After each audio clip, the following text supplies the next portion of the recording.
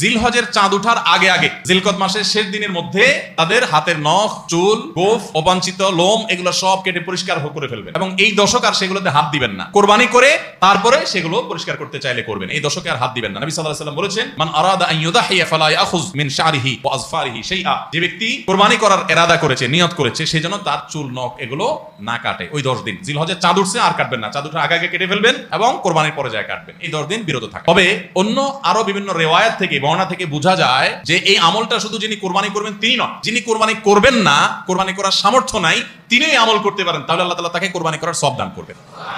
এমনকি কোন সালাফ, কোন সাহাবী থেকে আমলও বর্ণিত আছে যে বাসার বাচ্চা কাচ্চা যারা আছে তাদেরকেও এই দশকে চুল, নখ ইত্যাদি কাটতে নিষেধ করেছেন। তাহলে চুল, নখ ইত্যাদি কাটা থেকে বিরত থাকা এই 10 দিন, আগে কাটা এবং পরে কাটা, এই 10 দিন না কাটাকাটি না করা, এটা একটা মুস্তাহাব আমল এবং প্রায় সব ফুকাহায়ে কেরাম এই ব্যাপারে একমত হয়েছে। মাওসুআ কুওয়াইতিয়া, মাওসুআ ফিকহিয়া কুওয়াইতিয়ার মধ্যে লেখা হয়েছে যে ইত্তাফাকাল ফুকাহা, সব ফকিহগণ প্রায় একমত যে এই দশকে যিনি কোরবানি করবেন তিনি তো বটেই, কোরবানি যিনি করবেন না তাদের তরফ থেকেও চুল, নখ এগুলো কাটা থেকে বিরত থাকা মুস্তাহাব। তাহলে 6 নম্বর আমল গেল চুল, নখ ইত্যাদি দশক না কেটে থাকা।